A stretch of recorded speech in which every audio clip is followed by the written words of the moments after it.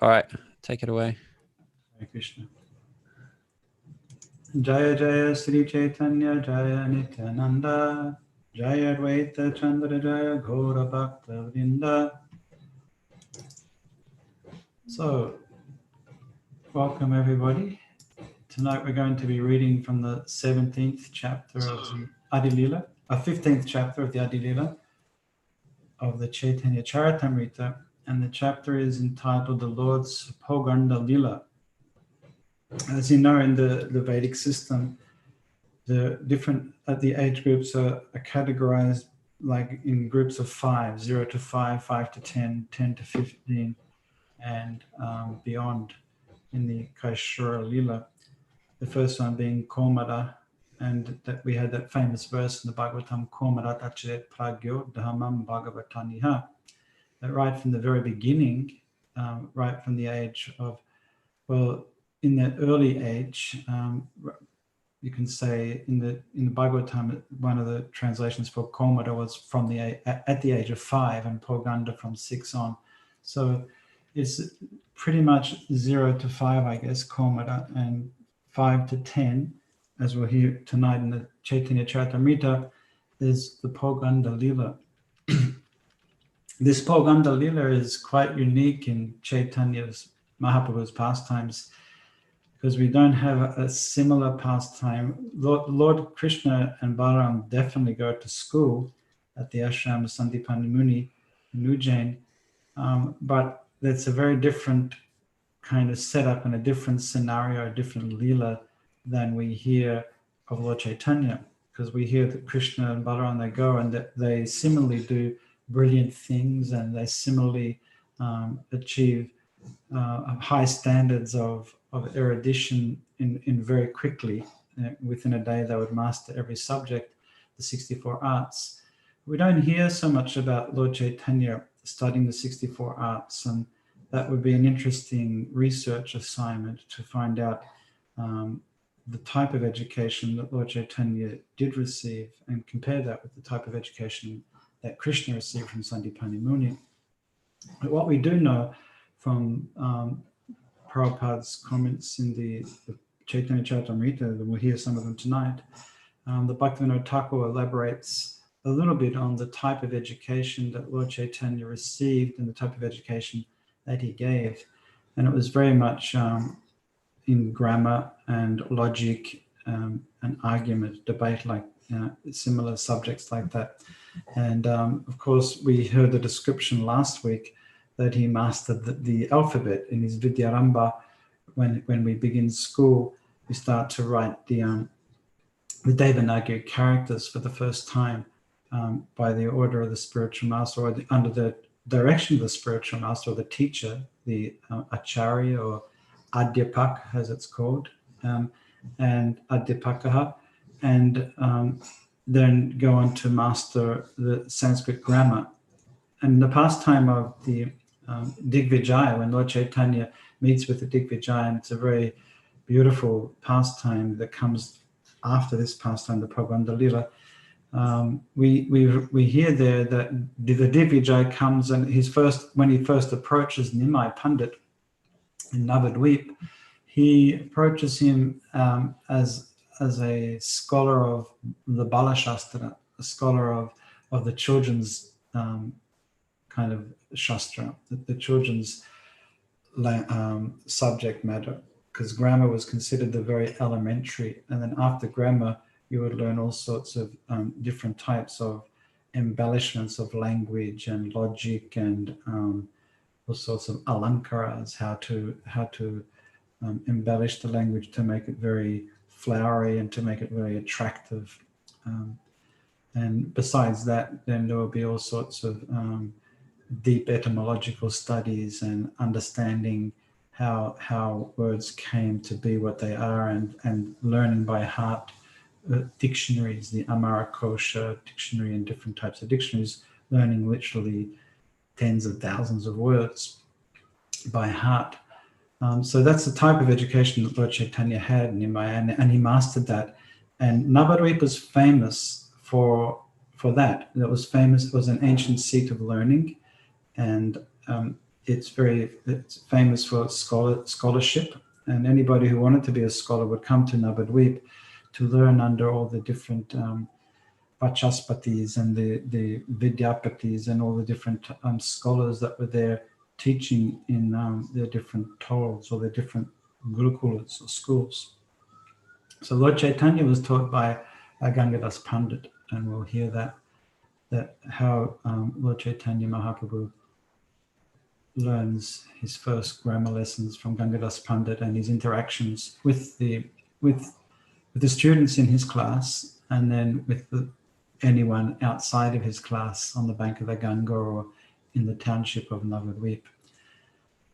I offer my respectful obeisances unto the lotus feet of Lord Chaitanya, because simply by offering a flower at his lotus feet, even the most ardent materialist becomes a devotee. This is the power, the potency of devotional service, and we can never underestimate that potency of the Panchanga Bhakti, of performing and engaging in any of the angas of Bhakti, just to offer a flower. And here the word, it's kumanaha sumanasatvam hi yati yasya parabjayo sumano panamatrena tam chaitanya prabhum bhaje. We offer our obeisances to Chaitanya Mahaprabhu, or we worship Lord Chaitanya Mahaprabhu, who gives mercy to anybody and enables us to transform our materialistic consciousness to spiritual consciousness simply by offering sumanaha. And there's a beautiful alliteration here, or a beautiful play on words in this verse, kumanaha and sumanaha. Kumanaha is a person interested in activities for material sense enjoyment. Kumanaha, whose mind is in the wrong direction. And sumanaha means one who offers a flower, a small flower, arpana. Arpana is an offering to the Lord.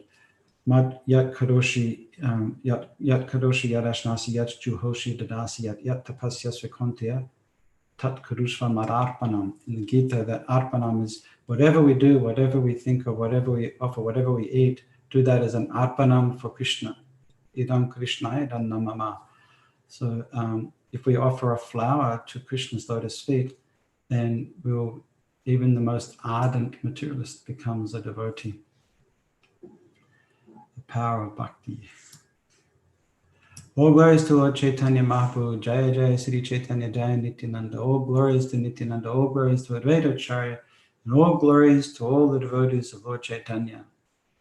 Let me now enumerate the activities of the Lord between the ages of 5 and 10. His chief occupation during this period was to engage himself in study.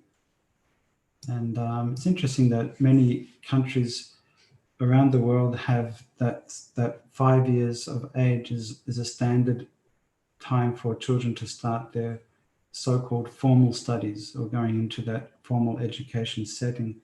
I know in Europe it's open till 7 years of age in Germany and in different countries, probably Sweden, I think, and in some of the northern European countries, it's later. So children won't go to formal education until they're 7, and in the traditional Steiner system, he wouldn't teach them reading and writing until the age of 10, which goes against the grain a lot of contemporary educational theorists, but also even goes against the grain of the Vedic system.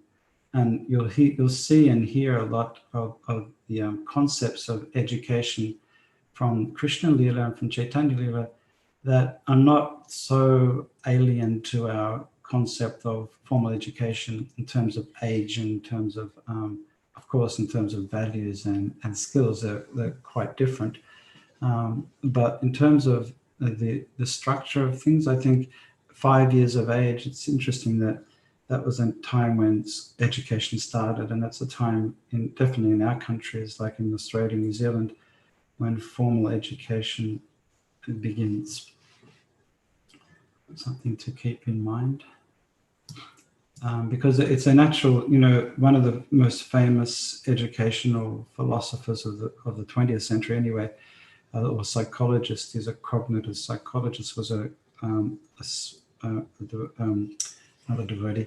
He was a professor, Piaget, Jean-Paul Piaget. And Piaget had developed a system of understanding childhood development, or he analyzed the way children did everything, from picking up a pencil to pouring a glass of water, and to change, he did all these kinds of different types of experiments under different conditions. And he painstakingly plotted developmental stages of a child, cognitive stages, not just physical development, but cognitive stages of a child, how they were developing their thinking processes. And that's quite detailed, and that's quite similar. And that it reinforces the idea of around about 5 years of age, you're ready to move into a more formal setting and interact with others. When the Lord was studying grammar at the place of Gangadas Pandit, he would immediately learn grammatical rules and definitions by heart, simply by hearing them once. And we heard that about Krishna as well, that Shruti Dara, just by hearing. And Prabhupada mentioned here that Bhaktivinoda Thakur says the Lord was given lessons by a teacher named Vishnu and another teacher named Sudarshan. So obviously there's some information about this. And we heard that the place of study of Gangadas, he also studied at the place of Mukunda, Sanjaya. Later on, when he was a little grown up, he was under the care of Gangadas Pandit. So he had different teachers in different stages, similar to how we have it set up, who taught him grammar of a higher standard. Anyone serious about studying the Sanskrit language should first learn grammar. It's the Vyakaranam. It is said that simply to finish studying Sanskrit grammar takes at least 12 years. But once one learns the grammatical rules and regulations very nicely, all other scriptures or subject matters in Sanskrit are extremely easy to understand, for Sanskrit grammar is the gateway to education. I'll just say one quick thing about Sanskrit grammar here, and you've probably heard it before, but Jiva Goswami, who wrote, famous for writing 400,000 verses of Sanskrit, and some incredible Sanskrit shlokas and in Sanskrit verses by Rupa Goswami and Sanatana Goswami as well. They wrote all sorts of really intricate philosophical and poetry and songs and dramas. Every genre you could imagine they wrote in. And they wrote cryptic messages and all sorts of pictorial language, and very, very fascinating. But Jiva Goswami was known as, amongst all the Goswamis and amongst all these scholars, as the greatest philosopher of all time. And he compiled a grammar, which the first Sanskrit grammar to be compiled, and they're famous for this, is the famous grammar of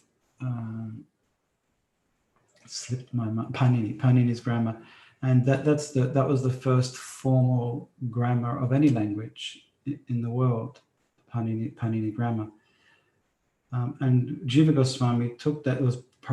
He was before Jiva Goswami, before the Goswamis. So Jiva Goswami took that grammar, and he used the same structure of that grammar, but he Krishnaized it. So he gave names of Krishna for all the different rules of the grammar, even for the alphabet. The first sutra of Jiva Goswami's Harinama Amrita Vyakaranam is that's a grammar of the nectar of the names of Krishna. Harinama Amrita Vyakaranam is the Narayana Udbhuto Yam Varnakaramaha. That he's saying that all of these letters in the alphabet, the combination of these letters in the alphabet, Varnakaramaha, they come from Narayana Udbhuto Yam. And then he gives the names of the letters in the alphabet, and there's there's 13 or 14 vowels and 33 or something like that, consonants roughly. He gives them names of Krishna and categorizes them in different ways. So they have groups, and each of the groups has got a different name of Krishna, of Lord Narayan's club, or of Sudarshan or the Shauris, Hari Shauris, or Hari Venu, Krishna's flute. And in this way, he spiritualized the grammar of Panini and made it a grammar of Krishna's holy names right through, teaching Sandhi and Samasa and all the different elaborate grammatical rules with names of Krishna. He soon became so expert in commenting on the Panjitika that he could win victory over all the other students, even though he was a neophyte. And that Panjitika is the grammar. It's a commentary on grammar, probably on Panini grammar. And Lord Chaitanya mastered that. In his book Chaitanya Mangal, Srila Vrindavan Das Thakur, which is a Chaitanya Bhagavat, has very elaborately described the Lord's pastimes of study. And there is a list of chapters in Adikanda 4, 6, 7, 8, 9, and 10. And one of those chapters, probably one of the later chapters, you'll hear of the Digvijaya pastime. These studious pastimes are not pastimes of in the Navadvip, eternal Navadvip in the spiritual world. So apparently you don't need to study in the spiritual world. His mother replied, "My dear son, I will give you whatever you ask." Then the Lord said, one day Chaitanya Mahaprabhu fell down at the feet of his mother and requested her to give him one thing in charity. His mother replied, "My dear son, I will give you whatever you ask." Then the Lord said, "My dear mother, please do not eat grains on Ekadashi day." Very interesting. And Prabhupada mentions in this purport that right from the very beginning of Lord Chaitanya's life, he introduced a system of observing the fasting on Ekadashi day. And in the Bhakti Sandarbha by Jiva Goswami, there's a quotation from Skanda Purana admonishing that persons who eat grains on Ekadashi become a murderer of his mother, father, brother, and spiritual master. And even if he's elevated to a Vaikuntha planet, he falls down. So careful, read those labels on Ekadashi. Best thing to do is probably not to eat on Ekadashi, and that's what I find, is to really minimize to nothing on Ekadashi. I think the last one was Nijal Ekadashi. But it's a wonderful day. It's the mother of devotion, Ekadashi, and it's a wonderful day to take stock, take stock of our consciousness, of our spiritual development, to get out the benchmarks and to see, to give more time to hearing and chanting. And that's the reason why we fast. And it's not that we have to do Nijala Ekadashi every time, it's every day, every Ekadashi, but it's definitely a good practice to minimize the bodily engagements for that day and to practice that. And week in and week out, and month in and month out, and year in and year out, we get gradually become more and more adept and more able to fast, and more able to use the fasting day for focusing and on Krishna, not focusing on a grumbling stomach that needs to be filled.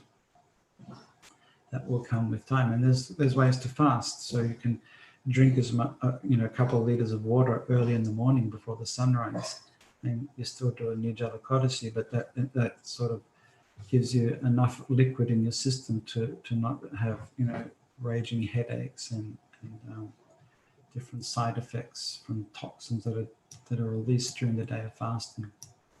But it's definitely something that Lord Chaitanya Mahaprabhu had really focused on this, and there's a couple of pastimes directly related to Ekadashi. And Mother Sachi says, "You have spoken very nicely. I shall not eat grains on Ekadashi." And some people laugh about this and say that for Bengalis to not eat grains on Ekadashi is one of the most difficult things, even more difficult than for a South Indian to not eat grains on Ekadashi.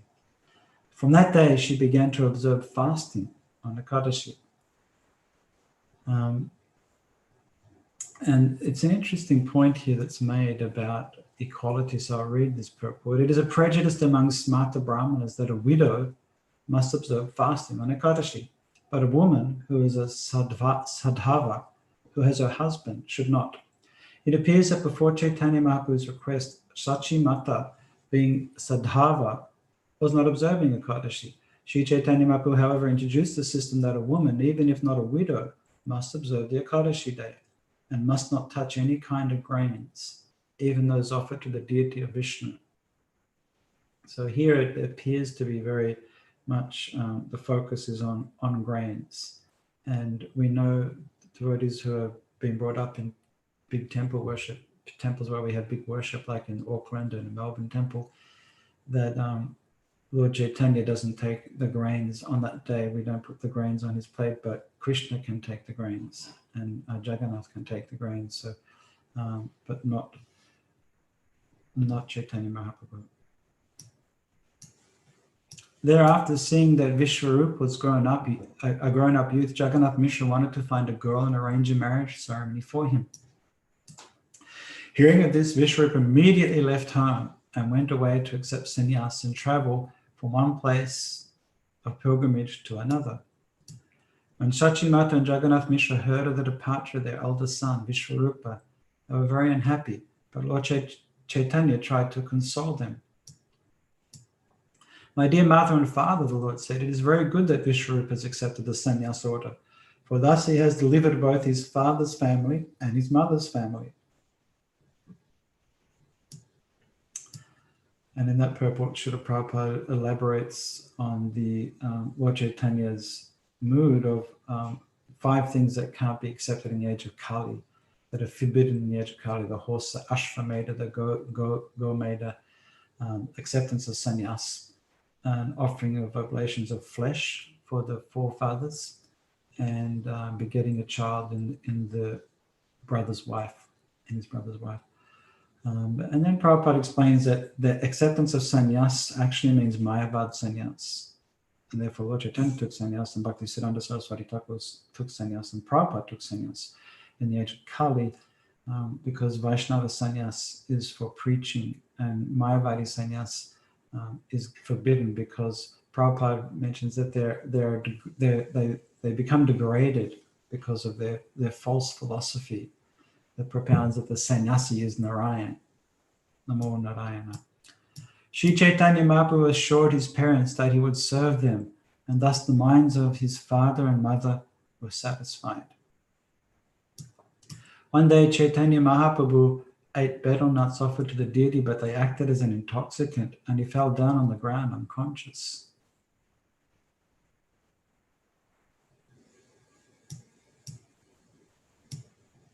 After his father and mother sprinkled water on his mouth with great haste, the Lord revived and said something wonderful they had never heard before. The Lord said, Vishwarup took me away from here, and he requested me to accept the sannyas order. I replied to Vishwarup, I have my helpless father and mother, and also I am but a child. What do I know about sannyas order of life? It's in the Mahabharata, I think it is, there's the verse Suvanavana Hemango in the Mahabharata, Sannyasa Krishchama Shanti Nishta Shanti Parayana. It's also in the Vishnu Sahasranam. The verses are slightly separated, the parts of this verse, but they're in the Vishnu Sahasranam as well. And it says that Chaitanya Mahaprabhu will take birth in the Kali Yuga, and he'll be peacefully situated in his ashram. That's Sannyasa Krishchama Shanti. He'll be a perfect sannyasi in this age of Kali. And we have been reading at the beginning of the Chaitanya, in the second chapter of the Chaitanya Charitamrita, very heavy, thick, dense philosophical chapters, the first chapters of the Chaitanya Charitamrita. And there's a section in there near the start of that chapter that proves, Krishnadas Kaviraj Goswami is proving that Chaitanya Mahaprabhu is non-different to Krishna.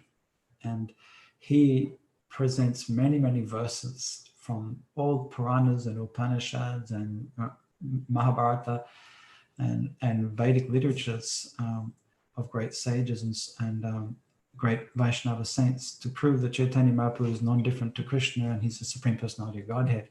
It's very, very in great detail in Krishnadas Kaviraj Goswami's translations and Srila Prabhupada's purport.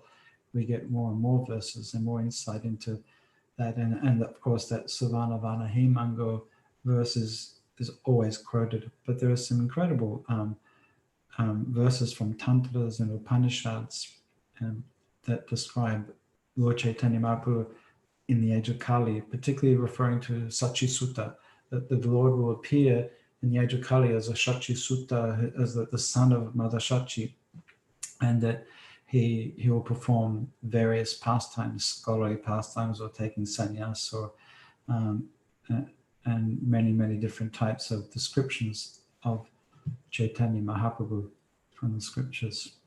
So this is about sannyas. Then Vishwarupa returned me home and requested, offer thousands and thousands of obeisances unto my mother Shachi Devi. In the same mood that Chaitanya Mahaprabhu, when he left Mayapur, when he left Navadvip and took sannyas in Katha and went to Jagannath, before he went to Jagannath Puri, he came back to Advaitacharya's house, and there was a big feast at Ramakeli. Then Lord Chaitanya was still very much connected with Mother Shachi, even though he couldn't have a personal darshan. And he said to her, and he would send messages with Damodar, Swarup Damodar, or Damodar Pandit. He would send messages back from Puri to Mayapur, to Mother Shachi, and offer her millions of obeisances. And he said he was only living in Jagannath Puri on the order of his mother, so that he would have close connect with his mother, and his mother would hear of his activities, because devotees were coming and going, particularly during the Chaturmasya. The devotees would go and spend 4 months of the year from the Ratha Yatra through to Kartik in Puri, and then walk back to Mayapur, Navadvip. And they did this for many years, and they would carry messages and information about Lord Chaitanya to Mother Shachi. In this way, Lord Chaitanya Mahaprabhu performed various pastimes, but why he did so, I cannot understand. After some days, Jagannath Mishra passed away from this world to the transcendental world, and both mother and son were very much aggrieved in their hearts. And this is last week I mentioned this, and that's why I thought the chronology was out, because it was giving a brief overview, and I missed the thread of the overview. And I mentioned it wasn't chronological. And at the end of the chapter, Krishnadas Kaviraj Goswami said, "I've given a chronology." But so this is that now Jagannath Mishra leaves this material world because Vishwarup has left, and in the same mood of King Dasharat, he can't bear that separation from his son. And we see in the pastimes when Krishna appears in this Manusha Rupa, in the human-like form, the emotions are so intensified of that separation and that union. We just read the other day a beautiful couplet that explains that you can't experience connection unless you've experienced separation. There's no sense of fully appreciating the connection. Sambhoga pushtin ashnute. It says, without separation, na vina vipalambena sambhoga pushtam ashnute. So without that sense of separation, you can't get that sense of you can't experience what it is to be connected or somebody. Absence makes the heart grow fonder. And we see that in the pastimes of, definitely in Krishna Lila, with the gopis and devotees when they're separated from Krishna, and in Chaitanya Lila also, and in Ram Lila. So in all the Lila where Krishna appears in a human-like form, these emotions of parental Vatsalya Rasa and Sakya Rasa are very are displayed in a really intensified way, so that we get a really deep appreciation and connectedness with Krishna through his sense of separation and connectedness with the devotees, and the devotees' connection with Krishna, that they can't bear to be separated. Friends and relatives came there to pacify Lord Chaitanya and his mother. Then Lord Chaitanya, even though he was the Supreme Personality Godhead, executed the rituals for his dead father according to the Vedic system. course, Lord Chaitanya Mahaprabhu, we hear many times that, and Krishna himself, he performed all these different rituals.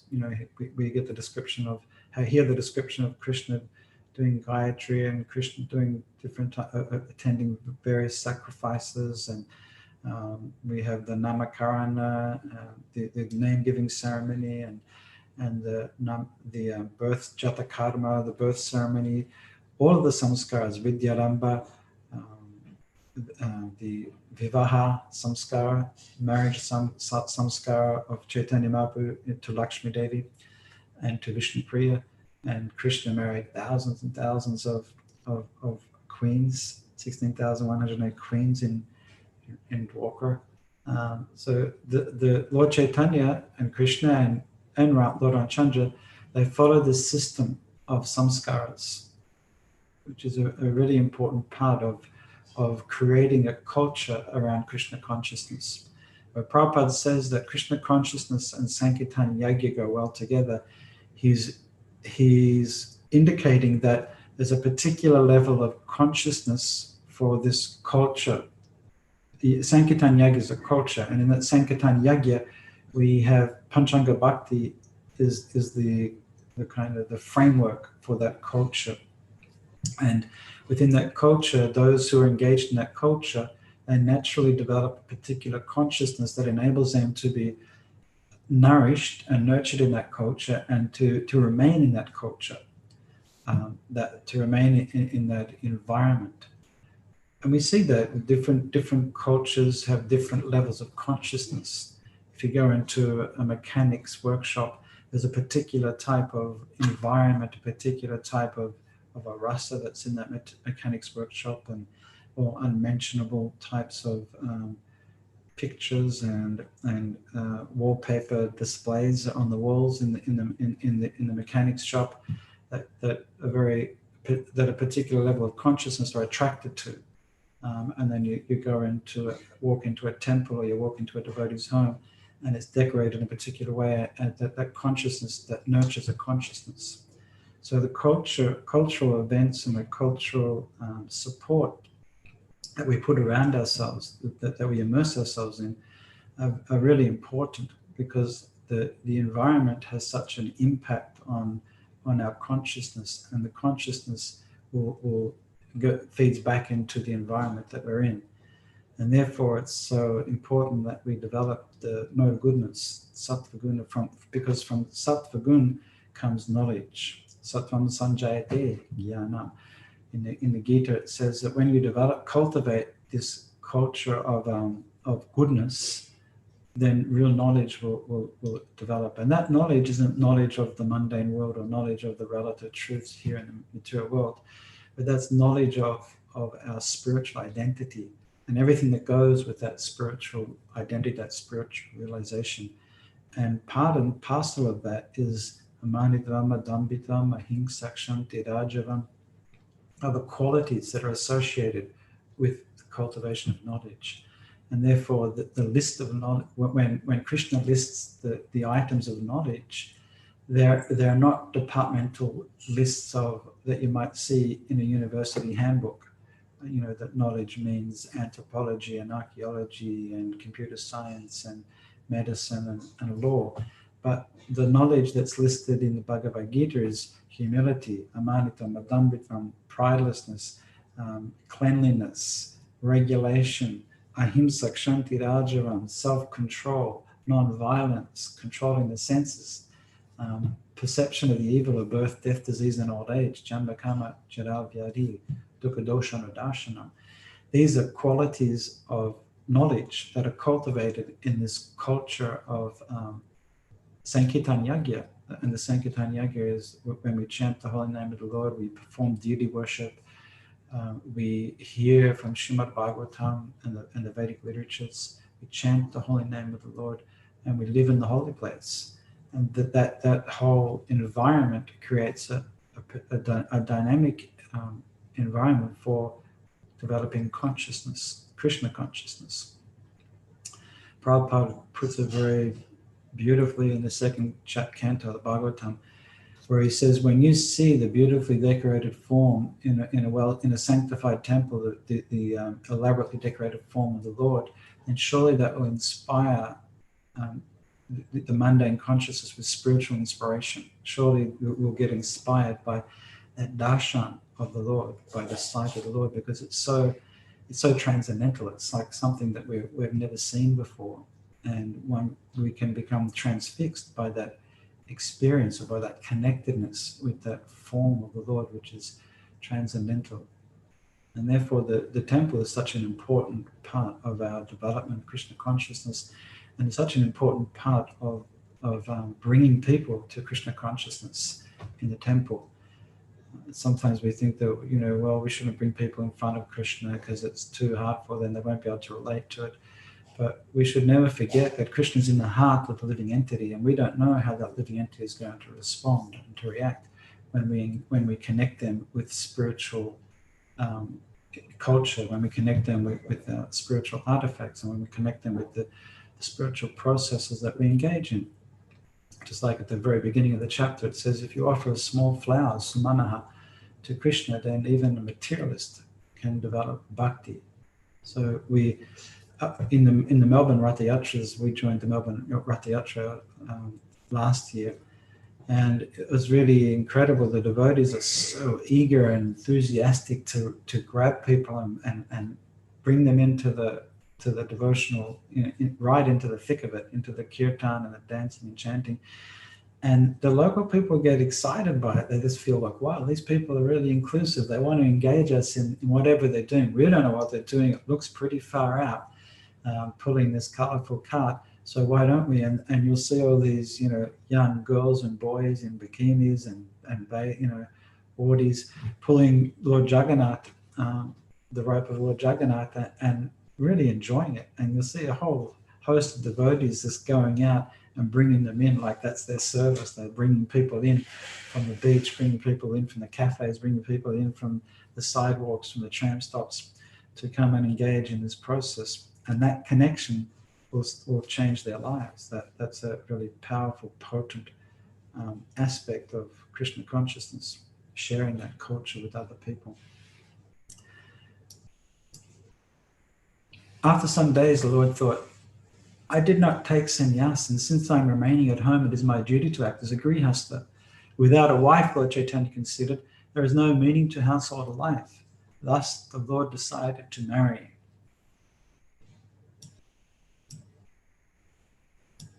Merely a house is not a home, for it is a wife who gives a home its meaning. If one lives at home with his wife, together they can fulfill all the interests of human life. One day, when the Lord was coming back from school, he accidentally saw the daughter of Vallabhacharya on the way to the Ganges. We referred to this last week. When the Lord and Lakshmi Devi met, their relationship awakened, having already been settled, and coincidentally the marriage maker Vanamali came to see Shachimata. Following the indications of Shachi Devi, Vanamali Ghataka arranged for the marriage, and thus in due course, the Lord was married to Lakshmi Devi. Vrindavan Das Thakur has elaborately described all these pastimes of the Lord's early age. What I have given is but a condensed presentation of the same pastimes. Vrindavan Das Thakur, who is considered to be the Veda Vyasa of Chaitanya Lila, his Adi Lila and Madhya Lila deal extensively with Lord Chaitanya's earlier pastimes. Much more, you can say, than in the Chaitanya Charitamrita. In the Chaitanya Charitamrita, we have much more detail of Lord Chaitanya's from sannyas, from his taking sannyas. Although we do have these nice pastimes that we're reading from now, and summaries. There's another couple of summaries of Lord Chaitanya in his youth, the pastimes of his youth. So we've got still quite a lot of nectar to get through before the Lord takes sannyas. But after that, we hear a lot more detail in the Chaitanya Charitamrita of Lord Chaitanya's latter pastimes after sannyas than we hear in the Chaitanya Bhagavata. I have given but a single hint of these pastimes, for Vrindavan Das Thakur in his book Chaitanya Mangal, now known as Chaitanya Bhagavata, has described them all vividly. Praying at the lotus feet of Sri Rupa and Sri Raghunatha, always desiring their mercy, I, Krishna Das, narrate Sri Chaitanya Charitamrita, following in their footsteps. Thus then the Bhaktivedanta purports to the Chaitanya Charitamrita Adi Lila, 15th chapter describing the Lord's Pauganda Lila. So there we have it. We have completed another chapter, an amazing chapter from the Chaitanya Charitamrita of Krishnadas Kaviraj Goswami presented by Srila Prabhupada. One last thing that I've mentioned here in this chapter is a little bit more of an elaboration on Lord Chaitanya's educational pastimes. And that they'll continue to go on, because we'll hear about Digvijaya, and that's a really wonderful pastime. We can hear that next week. There's a beautiful description of that in the here and in the Chaitanya Bhagavat, and very instructive on many, many different levels. We can unpack that pastime a little bit next week. But in the pastime where Lord Chaitanya is studying at the house of Gangadas Pandit, and he becomes famous and is an indefeatable force. Nobody can come near Lord Chaitanya. As soon as you open your mouth, then you're defeated. And therefore people would go different directions. When they saw Lord Chaitanya coming along the street, they would duck into a house or into a shop, or turn around and go the other way or cross the street. They'd do anything to avoid Lord Chaitanya and to avoid Nimai Pandit. And the mood was that Nimai Pandit's very arrogant, that this Nimai Pandit, if only he could become a devotee. They were thinking his parents are so fortunate. They've got such a scholarly, such an erudite son. Surely they can have no problems with their life. But if he could just be a devotee, he never speaks the word of Krishna. And this is a really interesting aspect of Chaitanya Mahaprabhu's pastime, Lila. And sometimes he would respond that, you just wait, in the future I'll be a great devotee. When I take to chanting, when I take to the Vaishnava culture, I'll be the best devotee. And sometimes he would say like that. But he was just playing with them and continue to engage in this his educational Lila, his pastimes. And one particular person that he engaged with a lot was Mukunda. And Mukunda was a singer, and he's very famous for singing beautiful bhajan and singing Bhagavatam and singing all sorts of beautiful songs and glorification of Krishna. And he was a great scholar, very erudite scholar, and he would argue with Lord Chaitanya, and he knew that Lord Chaitanya wanted this relationship with him, Nimai Pandit. So he would contend with him, and he would hang in there with him to a certain extent. But after some time, he just thought it's impossible. Even Mukunda, who's the greatest scholar in Navadvip, he can't defeat this Nimai Pandit. So this Nimai Pandit must be something else, but he must be some form of a god, a demigod. He can't be human to have that knowledge and to have that scholarship at such a young age, and to be so fluent and to have such a comprehensive and deep knowledge of language. So he would avoid him, and Lord Chaitanya would be walking on the street, and he would see Mukunda, and he would call for Mukunda, and Mukunda would deliberately turn around and almost run away from Lord Chaitanya. And Nimai would ask his friends, why isn't Mukunda coming? And he knew in the heart, he says, he knew why Mukunda was running away from him, because he didn't want to engage. He didn't want to be humiliated by another defeat at the conclusions of Chaitanya Mahaprabhu. So eventually what happens is Ishvara Puri comes to Navadvip. And Ishvara Puri comes in the disguise. He comes disguised as just a normal sannyasi, so nobody will take any notice of him. And he's sitting at the house of Advaita Acharya, or near the house of Advaita Acharya. And it said that a Vaishnava can't conceal the effulgence of a Vaishnava.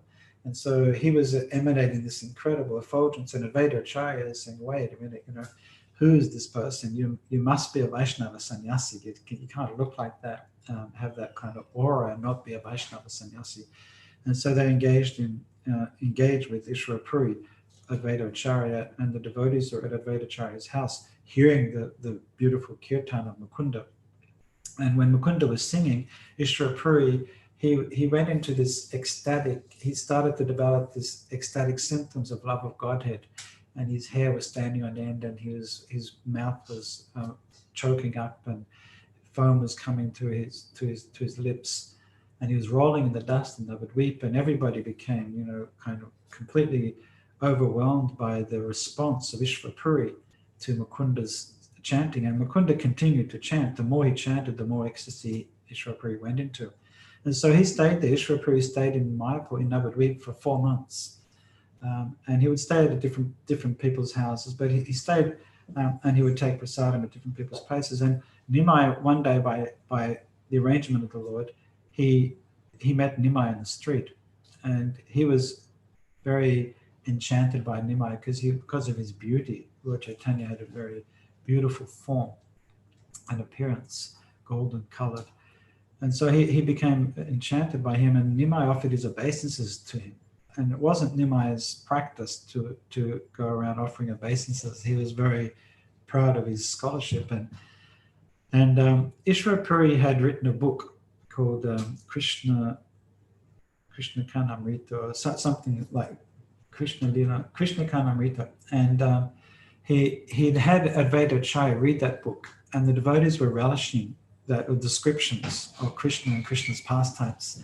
And so he asked Lord Chaitanya, he said, Nimai Pandit, I hear, you're the Nimai Pandit that I've heard so much about. You're a great scholar. Could you critique this book? And this was one time when Nimai became very humbled. And he said, look, you're a great Vaishnava, and it's an offense it would be an offense for me to critique, to say anything that you said is wrong. And he quotes this verse. Nimai quotes it twice. He says, even if a Vaishnava, a great devotee, offers his respects to Krishna by using the wrong grammatical terminology, like when we say Vishnave Namaha, Vishnu is a U-ending noun, masculine noun. And so the Chatuti Vibhakti, the proper way to offer obeisances is to use a particular form of the noun. It means unto you. I offer my respects unto you. So you say Vishnuve, Ave, instead of, but if it was an A ending noun like Krishna, you say Krishnaya, Vasudevaya, Govindaya. So Aya is the ending that we are offering respects. But if it's a U ending, it'll be Ave, so Vishnuve. But Lord Chaitanya says, even if a devotee who has great love for the Lord offers his obeisances by saying Vishnaya Namaha, which is the incorrect grammatical way of offering respects, Krishna still accepts that. In fact, he will accept it more because of the love and the devotion of the devotee than somebody who correctly pronounces his name but doesn't have the same degree of love and affection for the Lord. Lord Chaitanya mentioned that twice. So he quoted that to Shripuri. He said, even though he's a great scholar, he couldn't correct a pure devotee like Ishvarapuri. But Ishvarapuri insisted, and for many days he sat and they read together his book, his glorifying Krishna. And then one day Nimai Pandit said, no, there's a inconsistency here. This particular verb form is wrong. In Sanskrit, there's basically two different types of verbs. Or you can say there's 3 different types of verbs, but one is called Atmanipada verb and one is called a Parasmaipada verb. And it's very subtle which type of verb should be used. But in a very general sense, it said that Atmanipada verbs are verbs where you're doing an action and the action is for the benefit is going to you. You're the beneficiary of the action. So that should be in the Atmanipada. And the Parasmaipada is a verb where you're doing an action and you're giving benefit to somebody else. And there's one in between. It's a very, very, it's a contestable explanation, but that's historically like that. And in modern parlance, it's not really used so much. The distinction is not so prominent. So Lord Chaitanya picked that up and he said, no, it shouldn't be Atmanipada, it should be Parasmaipada. And then Ishvarapuri took that and he went away and he thought about it and he read over and over it, and he understood why he chose this particular verb form. And he went back to Nimai Pandit and he said, no, it's the correct verb form because, and he gave some very detailed explanation of the reason why it was in that particular form.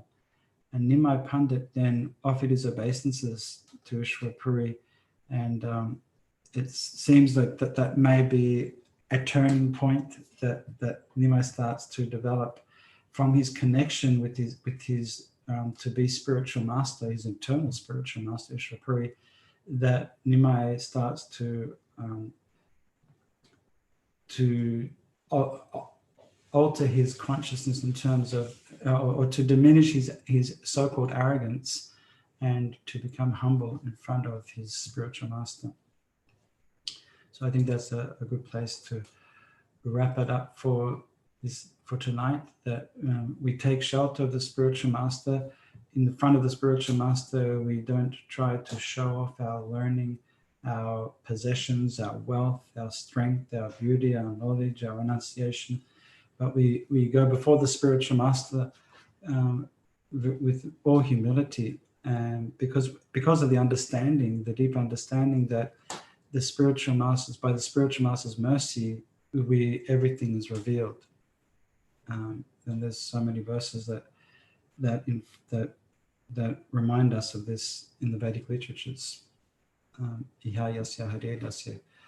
That the one who has implicit faith in the spiritual master, all the imports of the Vedic literatures are revealed to him. And that humility, that pranipatena, offering of respects to the spiritual master, and inquiring submissively, pradipashnana, and serving the Guru, is the way that we develop our Krishna consciousness, and it's the way that we receive spiritual realization of the ultimate goal of life. So Hare Krishna. We'll wrap it up here. If there's any questions, we can take questions. Otherwise, we can carry on with our evenings, putting our children to sleep and putting ourselves to sleep and taking prasadam, etc. Cool. All right, I guess we'll end it there. I already asked on Facebook if there was any questions. We didn't have a reply. Okay. Cool.